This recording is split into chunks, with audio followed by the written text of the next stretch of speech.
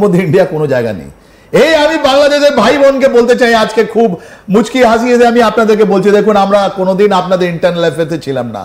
আপনাদের মাটিতে যা হচ্ছে, আপনাদের যারা কারা করছে, এটা একদিকে চায়না, পাকিস্তান, টার্কি আছে, একদিকে আমেরিকা আছে, জাপান আছে, ওদের কোয়াডের লোক আছে, আমরা তো নেই কোনো জায়গা। আপনি তো আমাদেরকে ব্লেম করতে পারবেন না। এতদিন 71 পর থেকে যতগুলো মৌলবাদী ছিল, জামাত ইসলাম ছিল, যারা ছিল, ওরা বারবার বলেছে ইন্ডিয়া ইন্ডিয়া ইন্ডিয়া। আমরা তো আপনার এক ইঞ্চ মাটিও নিইনি।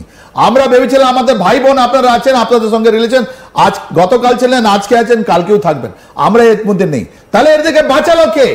এদেরকে বাঁচালো ইন্টেলিজেন্স। ওদের দেওয়া হলো কি তোমাদেরকে শেষ করে দেওয়া হবে, তোমাদেরকে মেরে দেওয়া হবে।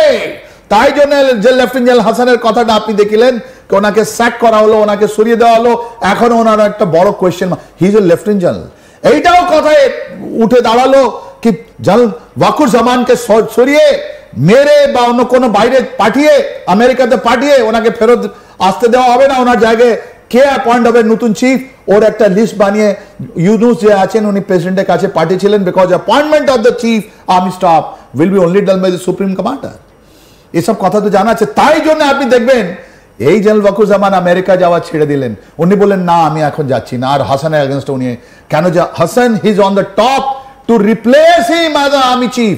তাই জন্য বলছি বাংলাদেশ আর্মি একটা প্রফেশনাল আর্মি আছে, ওর মধ্যে এরকম যারা ইন্টারফেয়ার করেছে ওটা ভারত নয়, ওর মধ্যে আছে চায়না, টার্কি এন্ড পাকিস্তান, ওর মধ্যে আছে।